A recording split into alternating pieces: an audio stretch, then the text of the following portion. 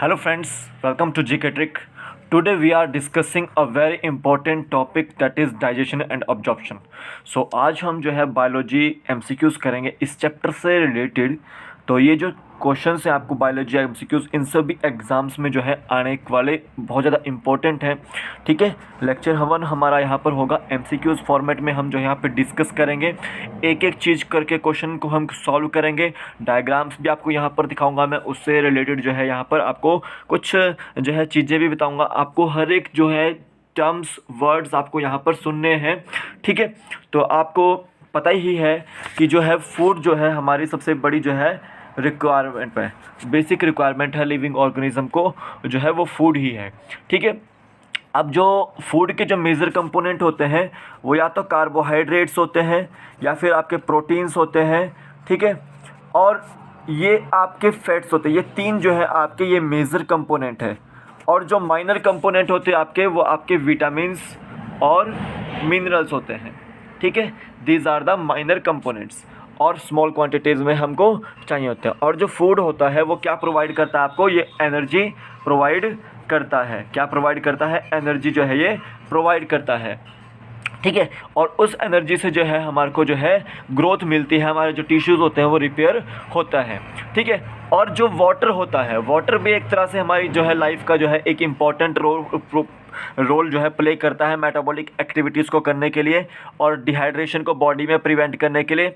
ठीक है, तो ये आपको याद रखना है, फूड और वाटर जो है हमारी बॉडी के लिए बहुत ज़्यादा आवश्यक होता है।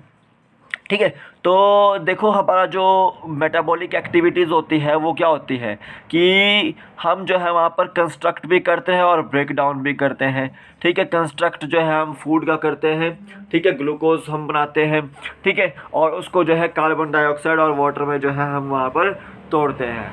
ठीक है, क्योंकि कार्बन डाइऑक्साइड जो है हमारे को छोड़नी पड़ती है और ऑक्सीजन का इनटेक करना पड़ता है। तो वो सब क्या है, वो आपकी डाइजेशन की प्रोसेसेस होती है।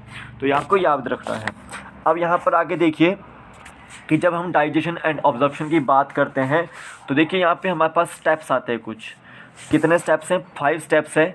सबसे पहले हम क्या करेंगे? इंजेशन करेंगे, फिर आपका सेकंड स्टेप डाइजेशन करेंगे, फिर ऑब्जॉर्प्शन करेंगे, फिर एसिमिलेशन करेंगे, फिर ऑब्जॉर्प्शन करेंगे। इसके पहले मैं यहाँ पर आपको जो है डाइजेस्टिव सिस्टम का जो है ये डायग्राम आपको दिखा देता हूँ। तो देखिए जो आपका ये पोर्शन है आपका, ये आपका बक्कल कैविटी है। क्या है? Buccal cavity. इसको हम बोलते हैं ओरल कैविटी। अब देखिए इसमें क्या क्या है आपका, इसमें आपका टीथ भी है और टंग भी है। ठीक है, टीथ भी है और टंग भी है। ठीक है, माउथ जो है ओपनिंग है, यहाँ से माउथ की जो है ओपनिंग होती है।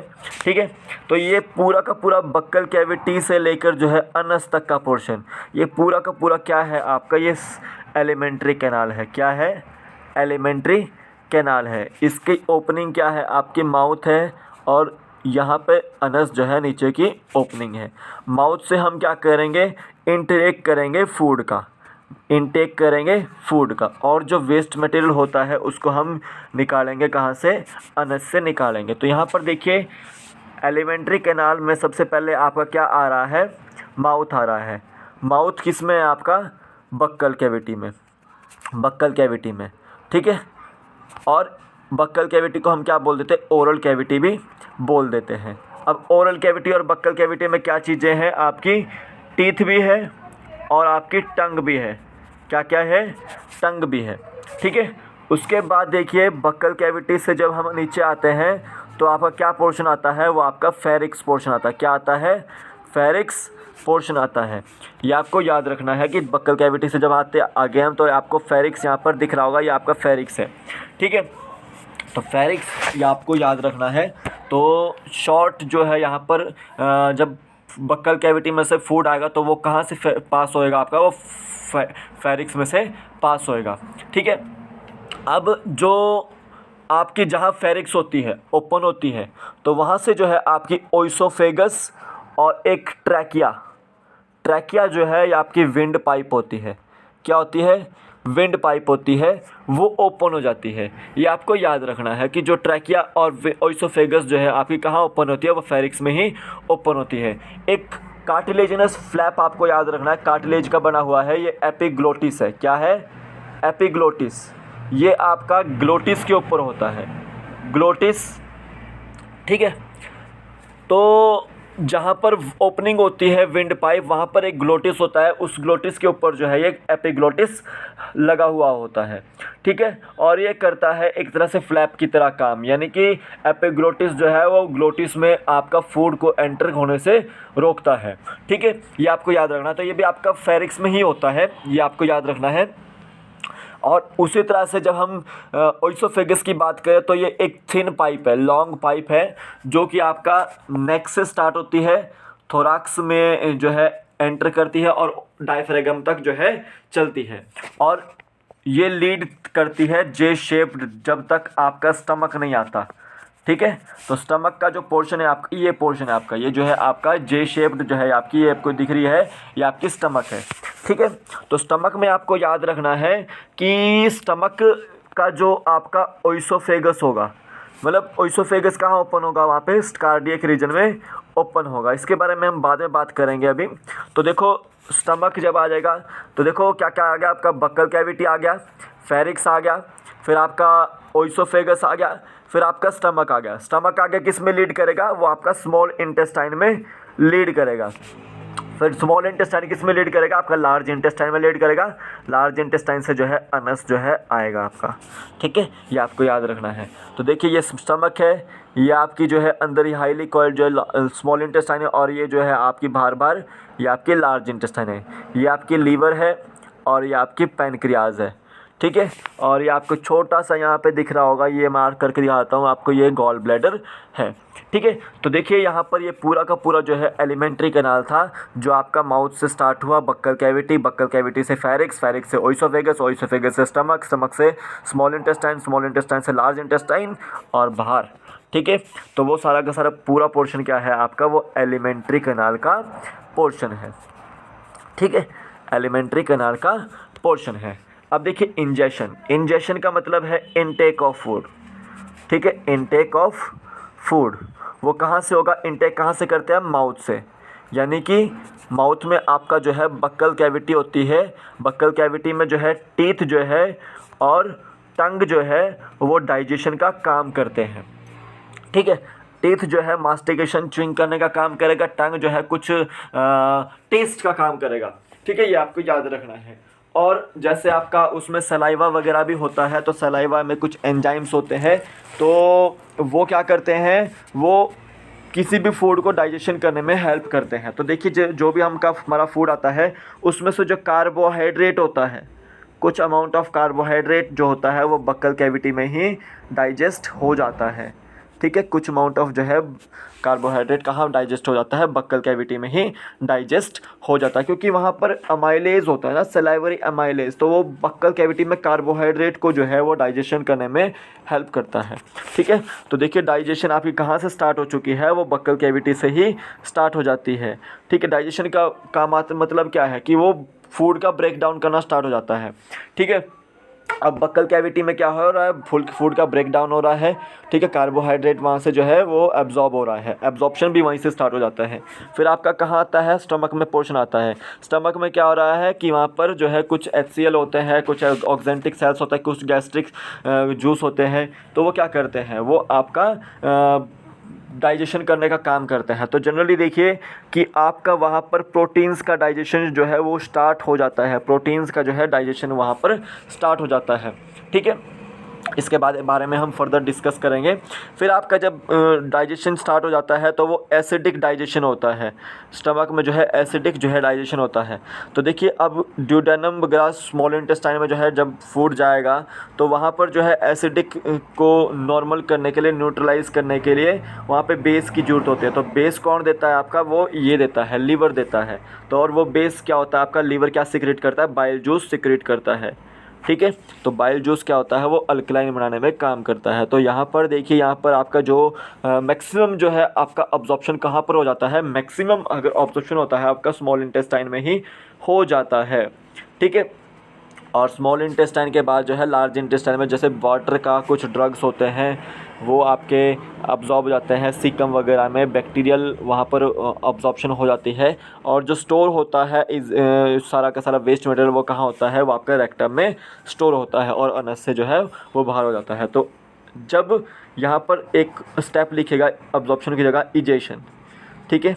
जब हमारा वेस्ट मटेरियल पूरा का पूरा रेक्टम में स्टोर हो जाता है और वो बाहर निकलने की कोशिश करता है, तो वो हमारे हाइपोथैलेमस, जो हमारा ब्रेन में हाइपोथैलेमस ग्लैंड होता है, उसको मैसेज दे देता है कि इस वेस्ट मटेरियल को मुझे बाहर निकालना है, ठीक है।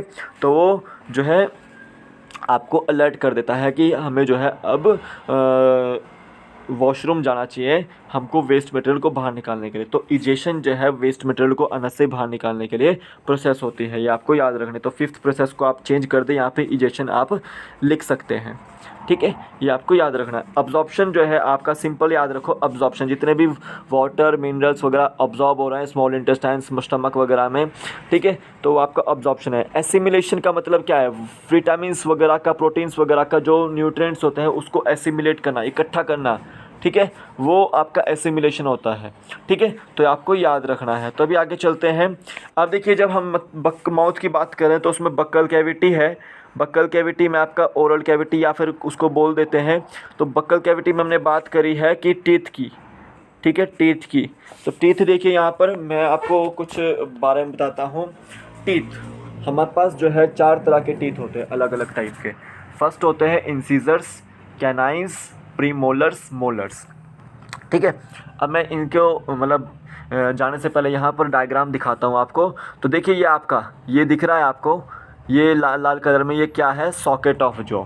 अब इस सॉकेट में अगर टीथ एम्बेडेड होता है, अगर टीथ जो है एम्बेडेड होता है, जैसे ये टीथ लगे हुए हैं, ये सॉकेट में लगे हुए हैं, तो आपको क्या बोलेंगे, उसको थीकोडोंट बोलेंगे। क्या बोलेंगे, थीकोडोंट बोलेंगे, ठीक है। जब टीथ जो है एम्बेडेड होता है सॉकेट के अंदर, थीकोडोंट उसको बोलेंगे। अब देखिए, यहाँ पर आपको अलग अलग तरह के टीथ दिख रहे हैं। यहाँ पर इंसिजर्स दिख रहे हैं, यहाँ पर कैनाइंस दिख रहे हैं, यहाँ पे प्रीमोलर्स दिख रहे हैं और यहाँ पर मोलर्स दिख रहे हैं। तो देखिए, अलग अलग तरह के जो टीथ होते हैं उनको क्या बोलते हैं, हीटेरोडोंट। क्या बोलते हैं, हीटेरोडोंट डेंटिशन। अगर सेम तरह के टीथ होंगे, सेम टाइप ऑफ टीथ, तो वो आपके क्या होंगे, वो होमोडोंट होंगे। क्या होंगे, होमोडोंट होंगे। पर जनरली जो है ह्यूमंस में आपके हेटेरोडोंट टीथ होते हैं। तो 4 तरह के टीथ दिख रहे हैं आपको, इंसिजर्स दिख रहे हैं, कैनाइंस दिख रहे हैं, प्रीमोलर्स दिख रहे हैं और मोलर्स दिख रहे हैं, ठीक है। ये आपको याद रखना है। अब देखिए, 2 तरह के टीथ आते हैं लाइफ में, 2 तरह के टीथ आते हैं। एक होते हैं परमानेंट टीथ, ठीक है, और एक होते हैं मिल्क टीथ, जिनको हम चाइल्ड टीथ भी बोलते हैं। मिल्क टीथ की जो संख्या होती है वो आपकी 20 होती है और परमानेंट टीथ की जो संख्या होती है वो 32 होती है, ठीक है। ये आपको याद रखना है। मिल्क टीथ का फॉर्मूला याद रखना है 2102, 2102, ठीक है। और परमानेंट टीथ का 2123, 2123। अब इसका मतलब मैं आपको समझाता हूँ, ठीक है। जैसे हम परमानेंट टीथ की बात कर रहे हैं, परमानेंट टीथ की बात करें तो 2123। देखो 2123 का मतलब, 2123 का मतलब, तो 2 उसमें इंसिजर्स के पेयर हैं, 2 एक उसमें कैनाइन का पेयर है, 2 उसमें प्रीमोलर्स के पेयर हैं और 3 आपके जो है मोलर्स के पेयर हैं। अब एक पेयर में कितने होते हैं, 2 होते हैं। तो 2 पेयर में कितने होंगे, 4 होंगे। इसमें एक पेयर में 2 होंगे, 2 पेयर में 4 होंगे, 3 पेयर में आपके 6 होंगे। 6 और 4 10, तो टोटल कितने होंगे, 16 टीथ। एक जॉ में आपके 16 टीथ होते हैं। तो अगर अपर जॉ की बात करें तो उसमें 16 टीथ होंगे। अगर उसी तरह से लोअर जॉ की बात करें तो उसमें भी कितने होते हैं, 2123 ये अपर जॉ, 2123 ये लोअर जॉ। तो 213 लोअर जॉ की बात करेंगे तो वहाँ पे भी कितने होंगे, 16 टीथ होंगे। तो 16 + 16 टोटल 32 आपके टीथ होंगे, ठीक है। तो देखिए, इंसिजर्स आपके 2 पेयर हैं, कैनाइन आपका 1 पेयर है, यहाँ पे प्रीमोलर्स आपके 2 पेयर हैं और लास्ट में आपके 3 पेयर हैं 6 7 8 मोलर्स के, ठीक है। ये आपको याद रखना है। तो जिसमें 2 तरह के टीथ दिखते हैं, मिल्क टीथ और परमानेंट टीथ, उसको क्या बोलते हैं, डाइफ्यूडोंट। क्या बोलते हैं, डाइफ्यूडोंट बोलते हैं। क्या बोलते हैं, जिसमें मिल्क टीथ भी दिखेंगे और परमानेंट टीथ भी दिखेंगे, तो उसको बोलते हैं डाइफ्यूडोंट, ठीक है। ये आपको याद रखना है। अब ये क्वेश्चन भी बनता है कि मिल्क टीथ में कौन से जो टीथ होते हैं वो अब्सेंट होते हैं। तो देखो 2102 ये फॉर्मूला याद रखना है, 2102, 2102। तो 2 आपका इंसिजर से रिलेटेड है, 1 आपका कैनाइन से रिलेटेड है, 0 आपका प्रीमोलर से रिलेटेड है और मोलर आपका 2 से रिलेटेड है। तो 0 आपका देखो यहाँ पर प्रीमोलर्स वहाँ पर अब्सेंट है, तो मिल्क टीथ में आपको याद रखना है premolars are absent. C option ये आपका आंसर होगा। ठीक है, तो ये आपको याद रखना है। अब देखिए, अब बक्कल कैविटी में आपकी जो है टंग भी आ रही है।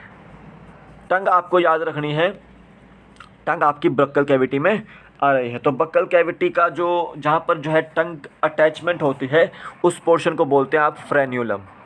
क्या बोलते हैं? फ्रेन्यूलम बोलते हैं। और उस बक्कल कैविटी की जो टीथ होती है आपके, उसमें जो है ऊपर जो है पेपिली बर्ड्स लगे होते हैं। जो टेस्ट बर्ड्स होते हैं वो पेपिली बर्ड्स होते हैं। तो देखिए, जब आपका अगला पोर्शन अगर देखा जाए तो वहाँ पे जो है आपको मिठास आएगी। क्या आएगी? मिठास आएगी। जब आपका पिछला पोर्शन देखा जाए आपको वहाँ पर क्या लगेगा? वहाँ पर कड़वाहट लगेगा। क्या लगेगा? कड़वाहट लगेगा। और अगर आपका जो साइड का पोर्शन है या ऊपर का पोर्शन है वहाँ पर आपको नमकीन लगेगा। ठीक है, ये आपको याद रखना है। ठीक है, तो ये आपको याद रखना है। तो बक्कल कैविटी में आपकी टीथ और टंग आए। तो यहाँ पे फर्स्ट एमसीक्यू देखता है, the teeth is embedded in a socket of jaw bone called as. तो दो टीथ है आपके एम्बेडेड जो सॉकेट में है जॉ बोन के, उसको क्या बोलेंगे? तो आपका वो थिकोडोंट होते हैं। तो बी ऑप्शन इसका राइट आंसर है। होमोडोंट टीथ जो होते हैं वो सेम टाइप ऑफ टीथ होते हैं, यानी कि किसी में अगर इंसिजियर से होंगे तो सारे के सारे इंसिजर्स ही होंगे। ठीक है, डाइफियोडोंट में आपका मिल्क टीथ और परमानेंट टीथ आते हैं। मिल्क टीथ आपके 20 होते हैं और परमानेंट टीथ आपके 32 होते हैं। तो यहाँ पे बी ऑप्शन इसका राइट आंसर है। नेक्स्ट क्वेश्चन देखते हैं, which of the following part of the teeth helps in the mastication of food. अब यहाँ पे टीथ का जो है पोर्शन पूछा गया है जो मास्टिकेशन करता है फूड का। तो देखो, जो टीथ होते हैं उनको डेंटाइन भी बोलते हैं। ठीक है, डेंटाइन। अब जो उसका मास्टिकेशन करने में हेल्प करता है वो आपका इनिमल होता है। बी ऑप्शन इसका राइट आंसर है, जो कि हार्डेस्ट पार्ट है टीथ का। क्या है? Hardest part of teeth. ठीक है, ये आपको याद रखना है। बी ऑप्शन इसका राइट आंसर है। नेक्स्ट क्वेश्चन देखते हैं, what is the dental formula of milk teeth. Milk teeth का फॉर्मूला बताया मैंने आपको, डेंटल फॉर्मूला। तो देखिए 2102 जो है उसका डेंटल फॉर्मूला होता है, जिसमें 2 पेयर्स जो है आपके इंसिजर्स के होते हैं, एक पेयर आपका कैनाइन का होता है, 0 आपके प्रीमोलर्स होते हैं और आपके 2 पेयर जो है मोलर्स के होते हैं। ठीक है, तो यहाँ पे ये मिल्क टीथ का फॉर्मूला है और ये आपका परमानेंट टीथ का फॉर्मूला है। तो यहाँ पे सी ऑप्शन इसका राइट आंसर है। नेक्स्ट क्वेश्चन देखते हैं, the cartilaginous flap namely epiglottis is present in. जो आपका कार्टिलेजिनस फ्लैप होता है एपिग्लोटिस, वो किस में प्रेजेंट होता है? तो देखिए, ग्लोटिस जो है उसका एक कवरिंग है ये, और ग्लोटिस कहाँ होती है? आपकी ट्रैकिया के बाहर होती है ये। ठीक है, तो वह एपिग्लोटिस का होना चाहिए आपका, वो फेरिक्स के बाहर होना चाहिए। ठीक है, तो ए ऑप्शन इसका राइट आंसर है। नेक्स्ट क्वेश्चन देखते हैं, which of the following is called as windpipe. इन चारों में से जो है विंड पाइप कौन सी है? तो देखिए, जो आपकी लैरिक्स होता है ये साउंड बॉक्स है। क्या है? साउंड बॉक्स होता है आपका। ठीक है, फेरिक्स जो होती है वो passage of food and air के लिए होती है। ठीक है, फेरिक्स जो है passage of food and air के लिए होती है। ठीक है, जो ओइसोफेगस होती है वो आपकी ओनली पैसेज ऑफ फूड होती है, ओनली पैसेज ऑफ फूड होती है। तो ट्रैकियाट जो है आपकी एक तरह से बी ऑप्शन इसका राइट आंसर है, उसको हम क्या बोलते हैं? विंड पाइप बोलते हैं। नेक्स्ट क्वेश्चन देखते हैं। तो नेक्स्ट क्वेश्चन से बात करते हैं पहले स्टमक के बारे में। तो देखिए, जो आपका स्टमक होता है ओइसोफेगस के बाद जो है स्टमक खुलता है। तो स्टमक कहाँ पे खुलता है? वो आपका किस पोर्शन में खुलता है? वो कार्डियक रीजन में खुलता है। किस में खुलता है? कार्डियक रीजन में खुलता है आपका। ठीक है, अब देखिए, ये जो कार्डियक स्टमक है इसके 3 रीजन है। क्या है? कार्डियक, फंडिक और पाइलोरिक। तो देखिए, कार्डियक जो रीजन है वो मिडल पोर्शन में रीजन है। जो लॉन्गेस्ट पार्ट है आपका स्टमक का वो कार्डियक ही रीजन है। और ओइसोफेगस कहाँ ओपन होती है जाके? वो कार्डियक रीजन में ही ओपन होती है। और इसी कार्डियक रीजन में एक स्फिंक्टर होता है। स्फिंक्टर यानी कि जो स्टमक में से जो है वापस बाहर फूड नहीं जाने देता, ओइसोफेगस में वापस जो है फूड नहीं जाने देता, स्फिंक्टर। ठीक है, रोकता है। ठीक है, तो वो कौन सा स्फिंक्टर है आपका? Gastro oesophageal sphincter. क्या है? गैस्ट्रो ओइसोफेजियल स्फिंक्टर जो है वहाँ पर लगा हुआ है। तो कार्डियक रीजन में ही जो है ओइसोफेगस ओपन हो रही है और वहीं पे जो है आपका गैस्ट्रो ओइसोफेगियस स्फिंक्टर जो है होता है। ठीक है। अब देखिए जो फंडिक रीजन है आपका, ये वाला पोर्शन जो है, ऊपर वाला पोर्शन जो है फंडिक रीजन है, और जो नीचे वाला पोर्शन है आपका पाइलोरिक रीजन है। अब पाइलोरिक रीजन जो है वो आपका स्मॉल इंटेस्टाइन के ड्यूडेनम में, यू शेप्ड जो ड्यूडेनम होता है उसमें ये खुलता है। और ये जो स्टमक है वो आपका जे शेप्ड है। किस शेप्ड है? ये जे शेप्ड है। ठीक है, ये आपको याद रखना। तो HCl जो है यहाँ पर सिक्रेट होता है, HCl जो है यहाँ पर सिक्रेट होता है। और जो प्रोटीन्स की डाइजेशन होती है वो यहाँ पर होती है, क्योंकि यहाँ पर पेप्सिन और रेनिन होता है, पेप्सिन और रेनिन होता है। तो जितना भी आपका रेनिन मिल्क जो डाइजेशन होता है वो आपका कहाँ हो जाता है? वो आपका रेनिन में हो जाता है, ये आपको याद रखना है। और पेप्सिन जो है वो आपका प्रोटीन्स की डाइजेशन में हेल्प करता है, प्रोटीन्स को पेप्टोन्स में कन्वर्ट करने के लिए हेल्प करता है। ठीक है, और ये याद रखना है कि पाइलोरिक रीजन जो है आपका स्मॉल इंटेस्टाइन के ड्यूडेनम में ओपन होगा, और वहाँ पर एक स्पेशल स्फिंक्टर होगा, पाइलोरिक स्फिंक्टर। पाइलोरिक स्फिंक्टर वहाँ पर होता है। अब देखिए the oesophagus opens into which portion of stomach. जो ओइसोफेगस जो है वो आपका किस पोर्शन में स्टमक में ओपन होता है? तो कार्डियक रीजन में वो ओपन होता है। तो बी ऑप्शन इसका राइट आंसर है। जो पाइलोरिक रीजन है वो किस में ओपन होगा? वो ड्यूडेनम में ओपन होगा।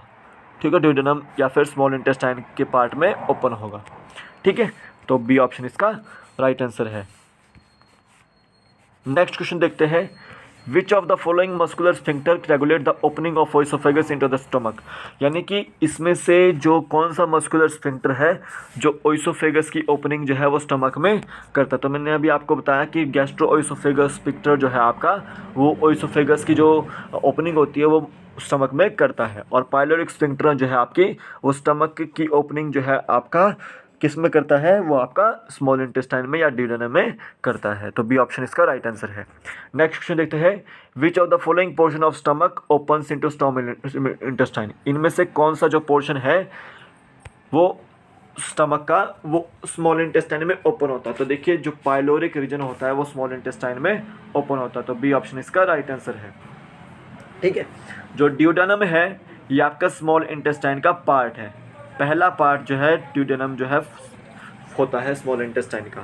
ठीक है, ये आपको याद रखना है। नेक्स्ट देखिए, अब स्मॉल इंटेस्टाइन की बात करते हैं। तो स्मॉल इंटेस्टाइन के 3 पार्ट हैं। ड्यूडेनम जो फर्स्ट पार्ट है, स्टमक से जो है आगे लीड करता है ड्यूडेनम में, और ये किस शेप का है? वो जे शेप का है। आपको यहाँ पर दिख भी रहा होगा, ये ड्यूडेनम है, ये स्टमक है ऊपर, और आपका ये ड्यूडेनम है। ठीक है, तो ये जे शेप्ड का है। और यहाँ पर जो है लीवर से एक डक्ट आती है, हेपेटिक डक्ट, और पैनक्रियाज से भी डक्ट आती है, पैनक्रेटिक डक्ट। तो दोनों जो हम मिलती है वो आपकी हेपेटोपैनक्रेटिक डक्ट मिलती है, तो ये आपके ड्यूडेनम में ही ओपन होती है। और यहीं से जो है बाइल जो है स्मॉल इंटेस्टाइन में एंटर होता है। ठीक है, ठीक है, तो जो आपका बाइल होता है वो फैट्स का डाइजेशन करने में हेल्प करता है, और वो लीवर से सिक्रीट होता है, और वो हेपेटोपैनक्रेटिक डक्ट के थ्रू जो है वो आता है। ठीक है, जेजुनम जो है आपका, ये याद रखना है, जो मिडल पोर्शन है आपका, ये जो मिडल पोर्शन है आपका, ये जेजुनम है। क्या है आपका? ये जेजुनम होता है, और ये लॉन्ग कॉइल्ड होता है। कौन सा होता है? Long coiled part small intestine का जेजुनम होता है। और जो इलियम होता है, इलियम देखिए ये आपका लास्ट वाला पार्ट है, ये आपका लार्ज इंटेस्टाइन में ओपन होने वाला होता है। ठीक है, स्मॉल इंटेस्टाइन का पार्ट है ये। ठीक है, लास्ट पार्ट है, थर्ड पार्ट स्मॉल इंटेस्टाइन का, और ये हाईली कॉइल्ड है। अगर पूछा जाए लॉन्ग कॉइल्ड तो जेजुनम है, और अगर पूछा जाए हाईली कॉइल्ड तो आपका ये क्या बोलते हैं इसको, ये आपका इलियम है। ठीक है, ये आपको याद रखना है। तो यहाँ पर देखिए, विच of the following is long coiled portion of small intestine. इनमें से कौन सा जो है लॉन्ग कॉइल्ड पोर्शन है स्मॉल इंटेस्टाइन का? तो देखिए आपका जो जेजुनम है वो आपका लॉन्ग कॉइल्ड पोर्शन है स्मॉल इंटेस्टाइन का। बी ऑप्शन इसका राइट आंसर है। ठीक है, अब ये जो सीकम है आपका, ये लार्ज इंटेस्टाइन का फर्स्ट पार्ट है, यानी कि स्मॉल इंटेस्टाइन जब ओपन होगी वो आपकी सीकम में ओपन होगी। ठीक है, और लार्ज इंटेस्टाइन जो है रेक्टम और अनस में ओपन होती है। ठीक है, ये आपको याद रखना है। अब जो लार्ज इंटेस्टाइन का मैं बता दूं आपको कि 3 पार्ट हैं उसके, सीकम, कोलोन और रेक्टम, और रेक्टम जो है लीड करता है अनस को। ठीक है, तो सीकम में आपके एक वर्मी फॉर्म अपेंडिक्स भी होती है, जो वेस्टिजल पार्ट है आपका बॉडी का, वो भी होता है। तो ये आपको याद रखना है। तो इलियम जो है आपका लॉन्ग कॉइल्ड पोर्शन है आपका स्मॉल इंटेस्टाइन का, जो कि आपका सॉरी, लॉन्ग कॉइल्ड तो आपका ये जैजुनम है, बी ऑप्शन इसका राइट आंसर है। सो हाईली कॉइल्ड है आपका इलियम। नेक्स्ट क्वेश्चन देखते हैं, which of the following statement is correct, इन चारों में से कौन सी स्टेटमेंट करेक्ट है। तो जो स्मॉल इंटेस्टाइन है वो किस में ओपन होता है आपका, वो सीकम में ओपन होता है, क्योंकि स्मॉल इंटेस्टाइन की ओपनिंग जो होगी वो आपके लार्ज इंटेस्टाइन के साथ होगी, ठीक है। तो आपका सीकम में ओपन होता है वो, तो यहाँ पर ये याद रखना है, ए ऑप्शन इसका राइट आंसर है। जैजुनम जो है वो यू शेप्ड नहीं होता है, वो किस शेप्ड का होता है, यू शेप्ड जो होता है ये लॉन्ग कॉइल्ड होता है। जो यू शेप्ड होता है आपका वो ड्यूडेनम होता है, क्या होता है, ड्यूडेनम होता है। तो जो स्मॉल इंटेस्टाइन है वो guarded by cardiovascular sphincter, no, वो आपका पाइलोरिक स्फिंक्टर से गार्डेड होता है, ठीक है। ये आपको याद रखना। तो यहाँ पे ए ही स्टेटमेंट गलत सही है।